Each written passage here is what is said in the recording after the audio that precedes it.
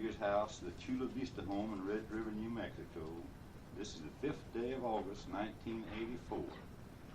And Ruth is going to relate to us some of the early happenings from Red River concerning early families and the community house. Here's Ruth. So you just hold that ahead. Come here. Joe. I don't believe you. Did you introduce yourself? Well, we're just sitting here in this living room. Ike Crawford and Joyce Saling and Joma and Elsie McDaniel, and we're just recalling some of the early days in Red River, and especially in connection with our community house. Now, according to the first minutes that we have, it looks like that we first began to talk about the community house in 1939, and we had a meeting. At that time, we discussed various ways of how we could do it. First, they had about $13 and something left over from some little school function, and since they didn't have school anymore, well, we decided that'd be a start, and we had put that in on a community house. And in that time, $13 wasn't to be sneezed at. And so we talked it over, and it seemed like nothing could come out of that. Well, then we decided that we'd get the Forest Service to build it for us. And after much going and coming and talking and so forth, well, trying to induce them to do it, well, they said that they could have nothing to do with it because they didn't want the responsibility of having to maintain it. And if they built it, they'd have to have control of it. And it'd be on a lease, and at that time there was no such arrangements. So then we began to have more meetings. And every time we had a meeting, well, we'd put in a little money. We'd pass the plate. So we'd have something to search the records, and we were just determined we were going to find some way. But it seemed like we just went up against a brick wall. And finally, I think that according to the records that I wasn't much of anything but just a mover of motions. It seemed like about every other motion I made it.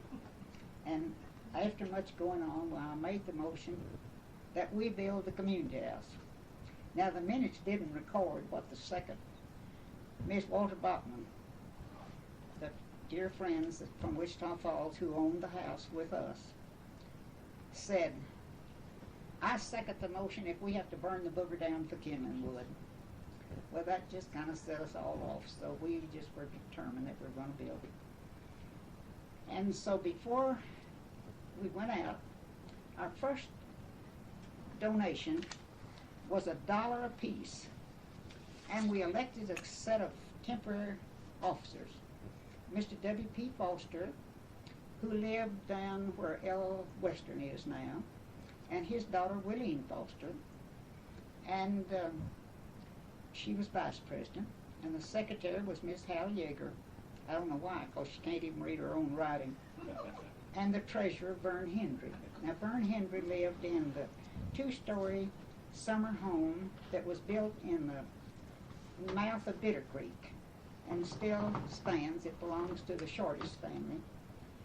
And it was built by the Kaufmans from Oklahoma City, and that was the first real summer home that was built in Red River. And that year was our first year to come to Red River. That was 1928. And the dedication of their home was a square dance. And they had someone there that called the dance, and they said they had 4 squares. The invitation was issued to everybody in Red River. But we were camping in a tent up about where Black Mountain Playhouse is now, and we were out hiking all day and didn't get the invitation until too late to go. And the next day, we just went on a little walk, and we just walked around the house and just looked at it because we were so impressed that somebody could have a summer home in Red River. And anyway, we had several meetings there at the Henry cabin. His mother was Mrs. Kaufman's mother, and she stayed out here all summer, and Vern, her old bachelor son, stayed with her in Red River. And it seemed that he was retired. I think maybe a physical retirement. And so we finally decided to put in $10 apiece, and that is going to be the starting point of it. And Mr. Crawford was appointed to go and search the county records because he knew how to do that kind of thing. And he found out that there was a block of land set aside in this county by the county commissioners in the town side for a city hall or a community building. So we found out that we could get a lease on that through the commissioners for $1 a year, a 25-year lease. So we took some of this wonderful surplus that we had on hand and leased that for 25 years. And it's been continued. The lease is kept up all the time. Still $1 for 25 years. And so then we started out on ways and means. And about this time, the Crawfords had moved in, and Ike is here now. And his sister-in-law, Velma, Velma was his wife, but his sister-in-law was Lucille Howell. And the Howell family and the Crawford family had cabins down at Young's Ranch, but they jumped right in with the rest of us. And from the time about the time we got the log work up, why, they were right in there with us. So the records show every time anything's going on, well, it's the Yeagers and the Bachmans and the Hendrys and the Fosters and the Howells and the Crawfords. And then people began to come in, and about the time, I guess about the year that we left the contract for the log work, I believe, Joe, wasn't that about the year you came in, about 1944? And the Joe McDaniels from Amarillo had secured a lot in Bitter Creek for a home site, and they had started their cabin. They built their own cabin, as most of us built what we had. Ike, how'd you get your cabin? I built it in Enid, Oklahoma, and prefabbed it and hauled it out here on a truck. Hauled it out here on a truck. And Ruth didn't we put up the logs? I helped on logs there with Elmer, before 1944. And of course, I came here in 1941. No, I come here in 1931, 33 at the Eagle Nest, and then come over here permanently on 1934. See? But didn't build your house till? No, I built a house in 1940. Yeah.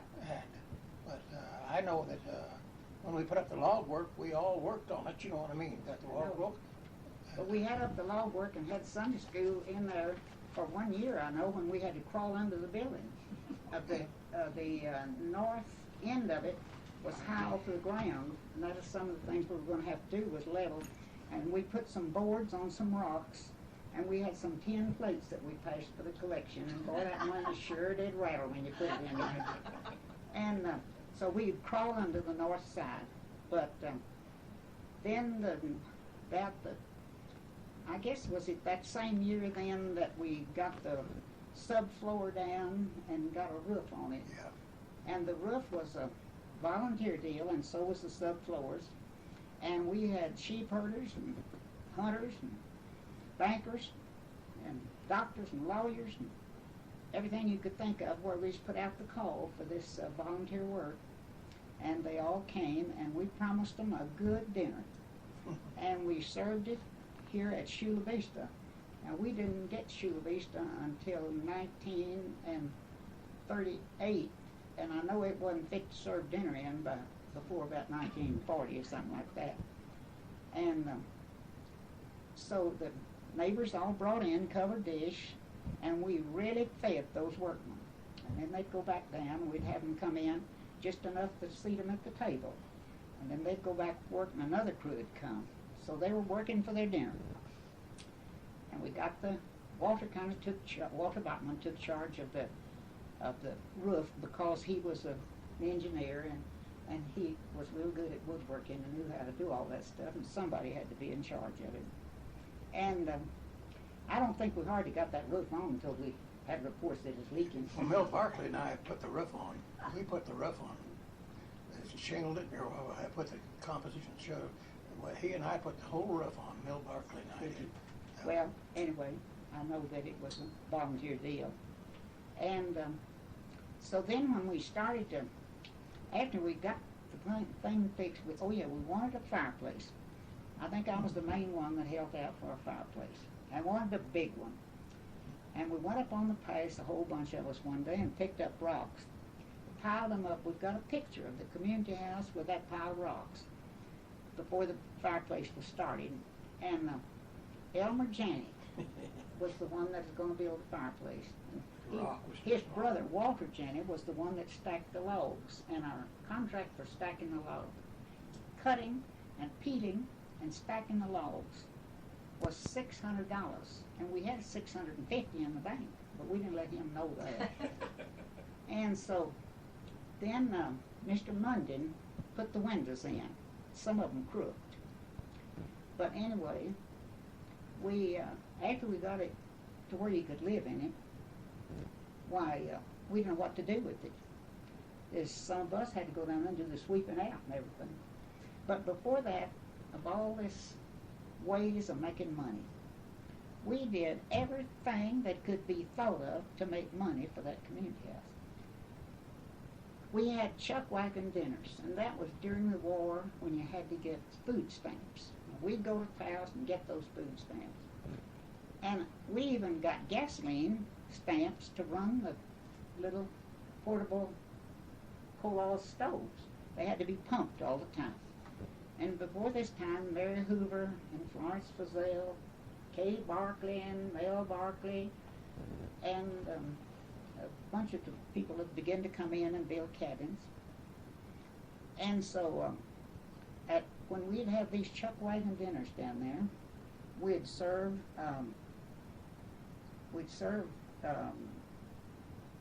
let me see, it is hamburgers and a pickle and a big slice of onion and red beans and a bun and a bought cookie. And the first ones we charged 50 cents, but we finally went up to 75.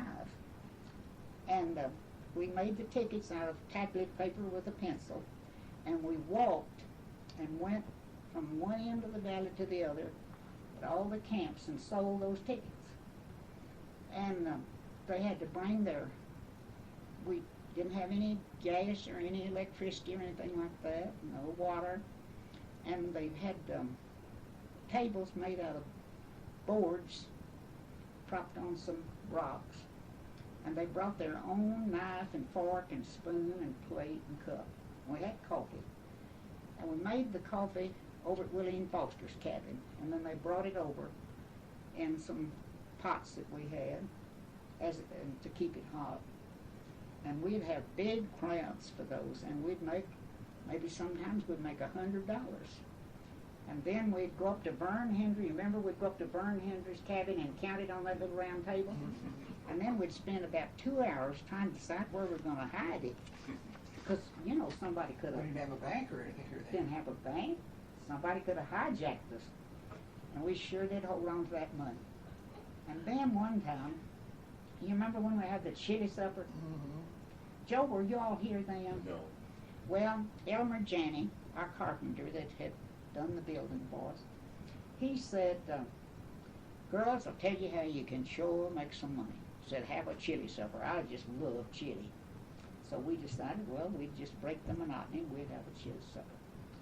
So we had to get meat ration. And so we bought 50 pounds of hamburger meat, chili meat. And we divided up into 4 people. I know I made one recipe, and Florence Fazell made one recipe, and I don't remember who the others made. But anyway, I think we made one. I think you made one. Yeah. We had no refrigeration, and we had to make it the day before because we wouldn't have time to get it done, you know. And we charged $1 for those tickets because the stuff costs more. And we put it outside to cool, but making sure that we had it where the animals couldn't get to it. And the next day, I looked at mine, and there was a little blubber in it. And I didn't know what that was, and I went back in there and looked at it a little later, and after I'd gone down to Florence's or to Velma's to see if theirs had blubbered. And so by the time I got back, the whole booger was a blubbering. And so Florence said, no, hers hadn't blubbered. And so by the time I went after hers to help her take it down there. And I thought, well, it's just got to be good. It couldn't spoil in that length of time. And besides, we'd already sold those tickets. We had to serve it. And so I went down to get Florence. And by the time we got to the community house, hers had balled up on the bottom, run out on the bottom of the car. Oh, boy, that scared us. And Ida Hydrick had a cabin at Riverside. And she had a big wood stove with one of those high warming ovens and a reservoir for hot water. And so we went over there, and Ida built up a big fire. She said, we'll just boil the stuffing out of it, and it won't hurt anybody. So she'd boil it, and then she'd sing it over a pot at a time. And the first customer that we had was my nephew. Really, he was my guest. And his wife was an invalid, and she wasn't able to get in and out the car, so he came in the building to get her plate to take it out to the car to her. And he was the first customer we had. And he says, "Phew, what the smell?" I said, "What are you going to do, kill everybody?" Well, that like to have scared us to death. But anyway, we went ahead and served it because we'd already bought the stuff. And so, but it's all boiled and everything. Next morning, we kind of looked out real cautious, like to see if everybody's on their feet, and they seemed to be. So we didn't have any deaths or any sickness that we knew of. Made a bunch of money on it, but that ended the chili career. And Kitty told us one time that if we'd pay for a ham, she'd buy a fresh ham, and she'd grind it up, and we could make sandwiches out of it. And she said by 10 o'clock at night, the drunks down at their saloon would eat anything in the world. And she said that she'd sell the sandwiches if we'd make them and bring them down there. Ike, you remember that? Yeah. And Velma and Lucille and Katie Barkley and all of us got together. We made sandwiches and took them down there, and we sold every one of them. Then one time, she said that if we'd boil eggs. Yeah, that's the time we. Yeah. Dan sold more boiled eggs than anybody. I saw in the minutes where the check was given for eggs. Yeah. And it's about $8 and something for eggs. So anybody'd have to know what we were doing with eggs. Well, my smart son made a sign to go over the basket, and it said, boiled eggs, 10 cents, 2 for 20, 2 for a quarter. And Tilly said they all took 2. Yeah, all took 2. You know, I tended bar down there in Dan, and every time anybody bought a drink, I sold them an egg. And then the first thing, though, I ought to go back and tell that. The very first money-making thing we had it up at Vern Hendry's cabin, because this is the biggest one. And Amy Carl from Enid, Oklahoma, who's Velma and Lucille's and Ike's, is their friend from Enid. And she gave a book review. And we made $13 and something off that book review. Man, we were just tickled to death. And then there was some little girl in here that had a scavenger, Aunt Becky's niece. Armstrong was her name. Ruth Armstrong, I don't remember her first name, but she and someone else had a scavenger hunt. And they made quite a bit. And then Mr. Lewis had just built Black Mountain Playhouse. They took all the jewelry we had up there, the seal on them, you know, over scavenging the sale. Yeah. Oh. Yeah. And he had built that Black Mountain Playhouse and had a skating rink in it. So we went over there and asked him if he'd give us the proceeds of the first night of skating, or Saturday night, I believe it was. And so we just got out and just drummed the valley to get everybody to go skating. In fact, Maisie and I even skated, and we couldn't turn loose the rope. We had to hold on to a rope all the way. But we made quite a bit off of that. And just every time anybody would suggest anything to make any money, well, we'd jump into it. But those chuck wagon dinners were the thing that really did last. And then Mr. Young asked us to, where the Crawfords and Joyce, the the Enid folks were. We called that little Enid up in that end of town. He said he couldn't talk plain. He said, I wish you girls would sell candy. I love candy. So we got a bunch of sugar and we made up homemade candy. And we sold him a big bunch. And it just sold it easy because there wasn't too many places you could buy it. And we finally got it operating. And as I say, then we decided that we just had a fox for the tail and didn't know how to turn it loose because we were having to do too much work down there. We had bridge parties, and we charged Mrs. Madden, Miss E.B. Madden from Wichita Falls, gave us a service of 100 plates and cups, and it was in Fiesta pottery. Elsie, you remember? Yes, but How many colors did we have? oh, I think there were 4 colors. Remember, I in think fact, it we was red. sold the last of them last year. Yeah. And we'd have these benefit bridge parties on Tuesday afternoon.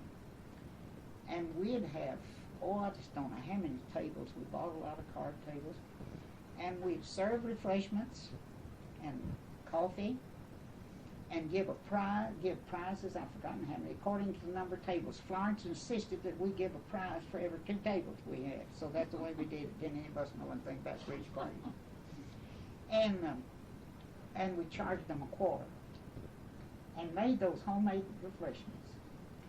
And then we just lug stuff from home down there and do it. And Florence Fazell from Kansas City always helped out. She said, we need to have a kitchen down here so we can cook this stuff and not have to do all this lugging stuff back and forth.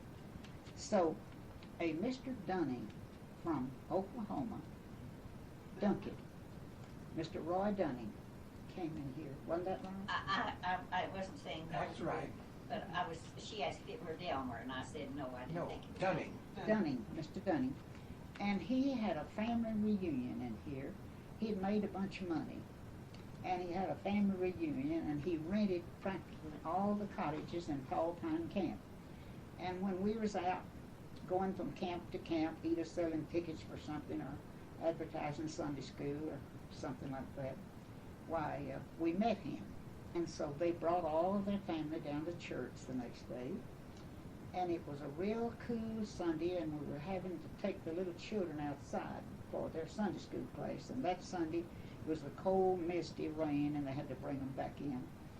So that night, Mrs. Dunning knocked on our door. And she said, she'd introduced herself, and she said, my husband and I want to make a contribution to the community house to help you put on a room so the children could have their Sunday school in a warm, comfortable place.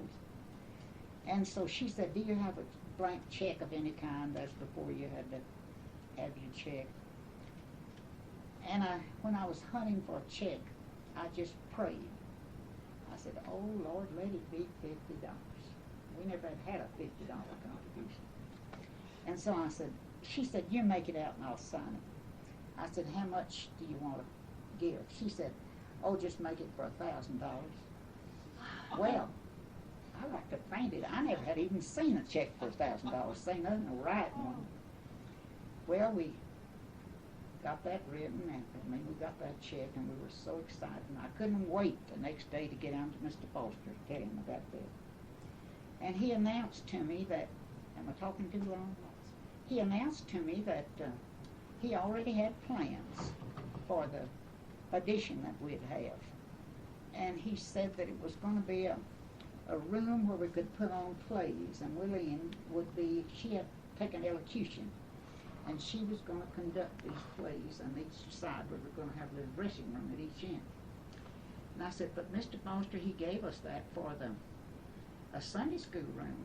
He said, well, this is what it's going to be. And I said, well, I imagine the board will let the vote on it. And he said, well, the board said there's not anybody going to be against it but you. He said, Vern and myself and Willie Ann and Mr. Munden had been put on the board, and said, we'll vote with the way that I've got this set up. And I said something about Maisie, and he says, Maisie's not on the board, not a member of the board. And I said, well, you mean to tell me that as much work as she's done and what all Walter's done down there, that she's not a member of the board? And so anyway, Mr. Cole, president of a bank from Mountain View, Oklahoma, was staying down at Dolly Johnson's, and he was on the porch when I came back. And so I stopped and told Mr. Cole, I was just broken up over it, and I stopped and told Mr. Cole. He said, when's the meeting? I said, it's tomorrow. He said, don't you worry a bit, it'll be taken care of. And it was a general meeting. So we got down there, and Mr. Cole had gone up and down, and he had just got everybody in that community house. And so when it came to a vote, they just voted Mr. Foster out and voted me in as president. And I was president 10 years during the construction and so forth of the building. Mr. Foster never did come back into the community house again. But I do remember that he wanted us to all to help put Pete Del Dorsey off of that land. Yeah. Where Pete Del Dorsey was right where that Johnson's store is now. Johnson store. Yeah. And he had a little donkey, a little spotted donkey, and he had a mine way up Bitter Creek. I've forgotten what they called it. And he would come down to Red River, had his little shack right there, had an outside John, but everybody else did too. And so this little donkey would come down, and a deer would come down. It maybe didn't come with him, but it would sleep in the pen there. And the next morning, that deer went with that donkey when they left.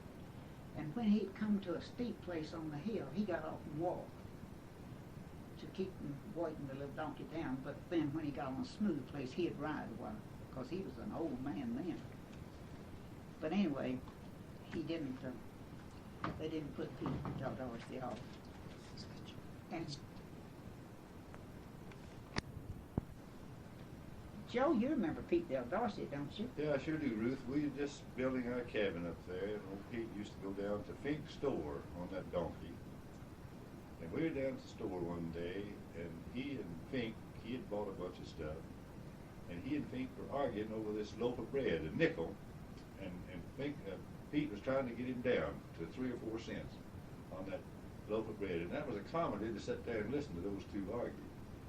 But when they finally got to it and he got to pay the bill, I'm just positive that Pete pulled out a bag of gold dust, and Mr. Fink weighed a little bit off of that, and that's what he paid for his groceries. And then he'd start back up Bitter Creek, and he would get to the bottom of the hill, right between our house and town, and he'd get off of that donkey and walk up the hill, and just about the time we got right in front of our place, he'd get back on it. So I think he finally died over at the Miners Hospital in Raton. I think that's right. But, and it turned out too bad that after he died, he had paid taxes on that land all these years, and they discovered that it wasn't in his name, it was in his partner's name, and his partner had already died. And I think that Johnny Brandenburg, or the Brandenburgs, I believe that they got that land. Then you could you could go to the tax office and get them to render the taxes for, I think it was 10 years back. And you pay those taxes, and then if nobody came in to claim it, it had to be published in the paper. And if nobody came in to claim it within a certain number of years, you could get a title to it. But you had to still take it through a quiet title suit in order to get a warranty deed on it. Because we did the same thing here. There were 17 lots in this block, and I went over and filed on them. And the check for the taxes on those 17 lots was $33. And they kept my check about 3 months, and then they sent it back and said there was a previous filing on those lots, and it turned out to be Blanche Grant. You remember when Blanche Grant and Uncle Zena had so much stuff together around here? And but she didn't pay the taxes until after we paid for the lots. And I bought them from her. That's the way it was then. I found out that she had them, and I went to her and paid her $450 for the 17 lots, and paid Elmer $50 for telling us about it. And so that's the way that a lot of that downtown property was acquired, as people just filed for it, because back in the town site sale, when they'd get a strike somewhere else, everybody just got up and left. And About 90% of the lots in Red River couldn't get clear title to them. that's I had Dan Zena offered me 5 lots up by the Holiday Inn there on the side of the hill where he said he'd just give them to me if I had quiet title on them, and I wouldn't take it, you know. And that's the way. But Dan Zena, I think, is, if I have to say so, I think he was one of the most influential people that we had in building the community house. well, Dan let us have his truck several times, you know, to go up and get things and haul things free of charge, and he'd give cash. And he told me, he said, I asked him, I says, can I solicit money for the community house? And he says, most certainly can. You know, when he first come out here in 1933, we had open gambling, slot machines, crap tables, and roulette wheels over in his building over now, which is Kate and Gary. And I know that it was, they were the people, those front ranchers came in, were very liberal, you know, when you told them what you's doing, when they got a couple drinks in them. That loosened them up quite a bit. But it was a lot of fun in those days, because everybody was honest. We didn't have a lot of drunks here, did we?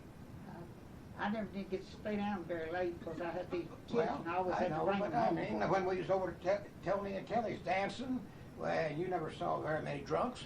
I saw Mexicans with wine, but as a whole, we never had many drunks. If you got drunk, well, we told them to slow down. I know that time come there that Opal Zena got in a fight with Dan, her husband, threw all his clothes out in the street. They come to me and says, won't you run the bar? And I run the bar for 2 weeks there and bought all the whiskey. And I told him at the time, I said, now we're going to have a playhouse out of this place. He said, okay. I said, now if I give a drink to somebody that spends a lot of money, I don't want anything said. If I will give a pint of whiskey, I don't want anything said. And every afternoon I run at about 1 o'clock, I got it out, and I had a dance in the hall there for the kids, boys and girls, 15, 14, 15-year-old, and I give them a Coke or some drink like that. And at times I had nearly 100 kids in there in the afternoon.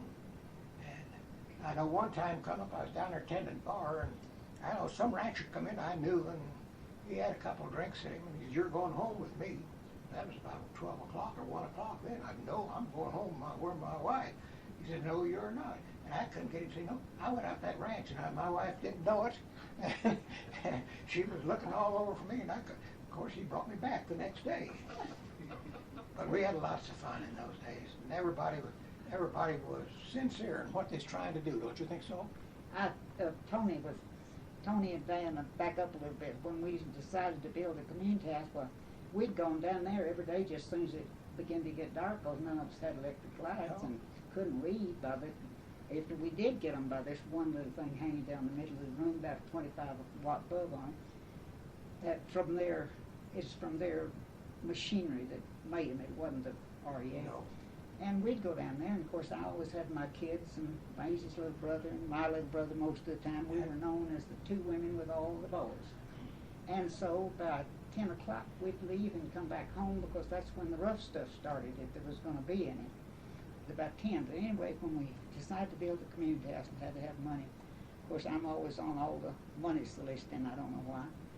And so I went to Tony first, and I said, Tony, we're going to build a community house, and we don't want you to think that it's because that we don't like your place.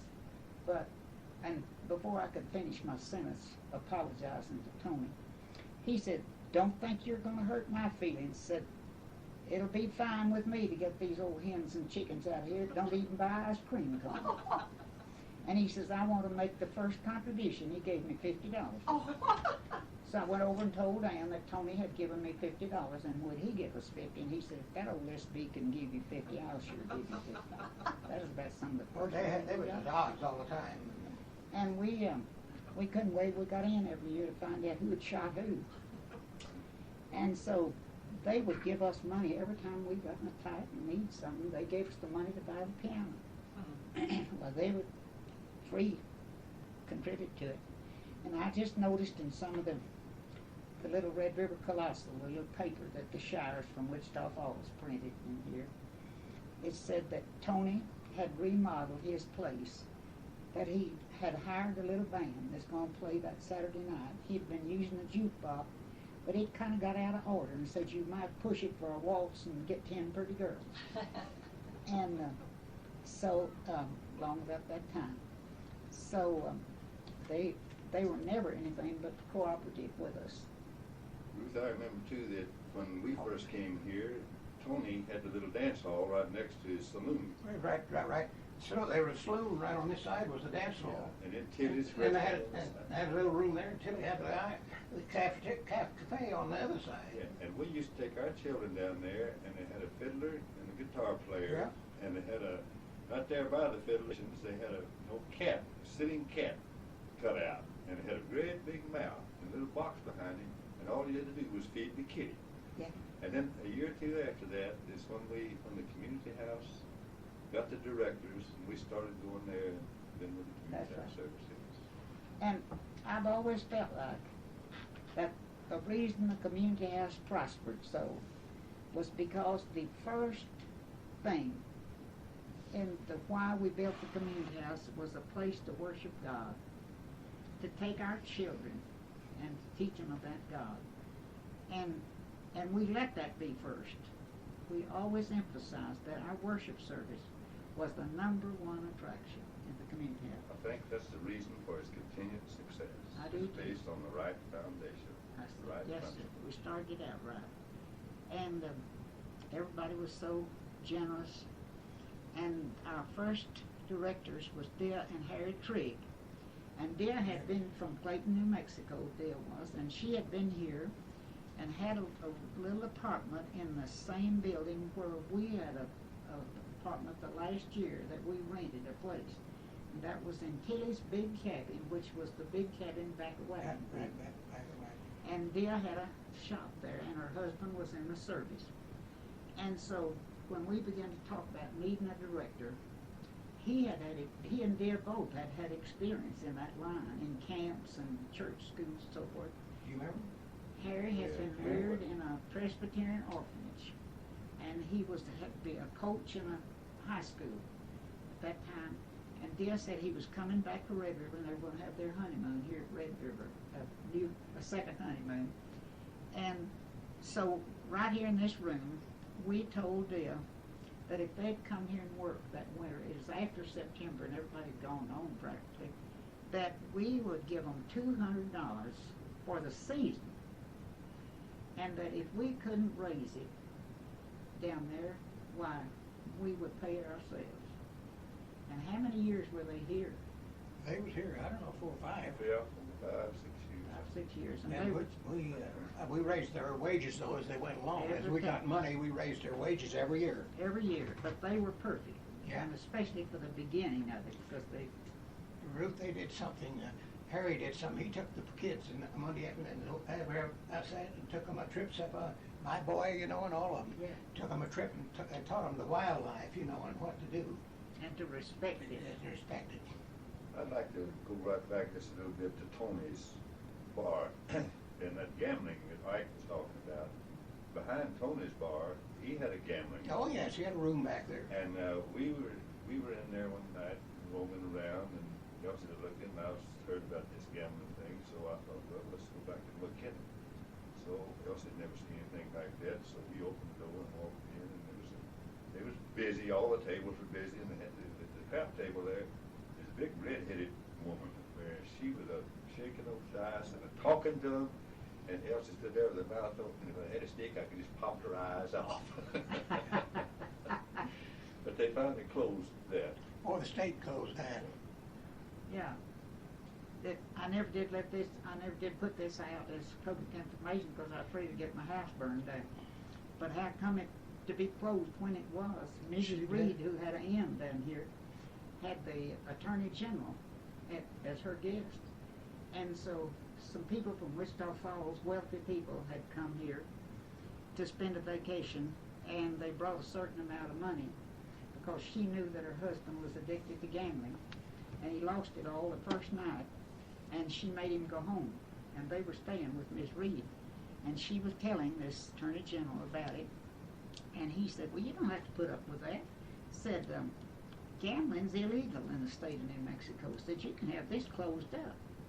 And we said, well, they tell us that by the time they start up here to close them up, well, by the time they get to Cuesta, they know it, and they've got a way to hide all the equipment, and there's no evidence of it when they get it. So he filled out the thing that we were to sign, and he said we had to go down there 3 nights and stand at the table and watch it and get the names of the people who were playing. And we did it and signed that thing. I wouldn't do it now for anything. It'd scare me to death. But anyway, That's what stopped the gas. they stopped it then. It never did open up anymore. Let's stop this a minute. He had a baseball. He took them on those major hacks, and then he had a baseball team, and he coached it, you know, and all those kids were just crazy about it. And I don't know what else they did.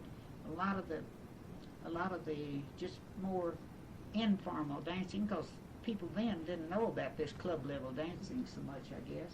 And Mr. Lott, that had Riverside Lodge by this time, called the square dancing, and Red River Valley was the main one he called, and he'd get on a chair, and his face would get as red as a beet. And finally, Have a heart attack. the doctors forbid him to do it anymore, and he did have a heart attack afterwards. And Ruth, when doing his call, he told me 10 o'clock every night to do that, and everybody in the community house would want to get in a square dance, because it was a simple dance. And one time we had 8 squares in the main, and 3 on the porch. There's 11 squares going at one time to Red River Valley. Yeah, that's before we had the addition. That's for it. Yeah, that's See, That the was in the original little building. building. The first edition was only about 25 feet wide and about 75 feet long. That's all. 30 by 50. 30 to 30 to 50, I 50 saw that in the. Well, I didn't know just 30 exactly. by 50 is in But, his name. And then after Dale and Harry, our next one was the Giles or Buck the and B. Rangers? Giles. Buck Giles. Buck Giles and his wife. And they were good too, and they began to build up the square dancing part of it, and they were good for the whole thing. Then we got the Laneys, the school teachers from Amarillo, and they were just wonderful. Seemed like every time we'd get more directors, they'd just be a little bit better and just be able to add more to the program. And then after the Laneys, that's Shelby, wasn't It it? was Shelby Dawson and his wife, Laura Lee. And then we got, after Shelby finished his time, we got Troy and Carol. Troy. Ray. Yeah, and Carol. Yeah. And then after them, Toots. I thought that's the cutest thing the preacher said this morning, Dr. Toots. Yeah.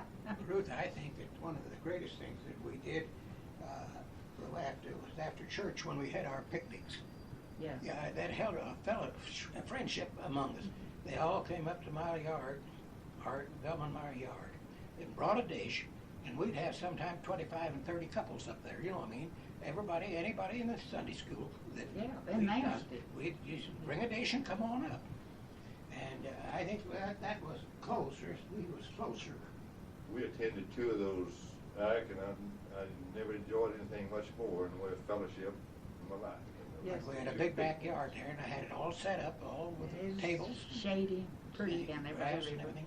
And but we did have fun. Besides, we had fellowship. And the nicest thing, I washed all the dishes afterwards. Yeah. And I know on one dinner, they all got a kick out of my mother-in-law. She died at 101.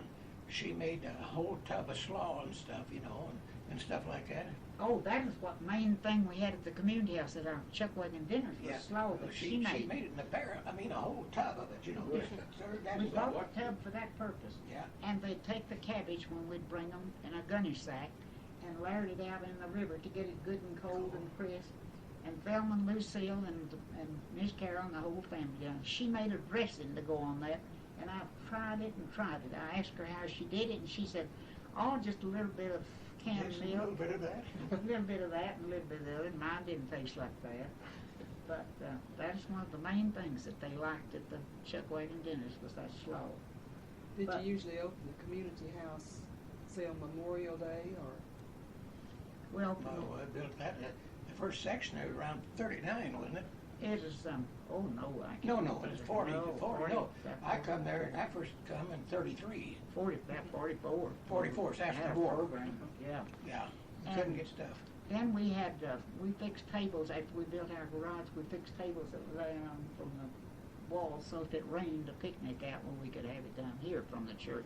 But it just got too big, got to where we Oh, just it couldn't got do so it. big. The church grew so and had so many children and everything, so we just had to. It was a fun time. But I think we've been so successful in getting our directors. Every Yeah, time that's your main thing. it scares me to death every time that we're going to have to get a new one. But there's another thing the Lord provides every time, seems like.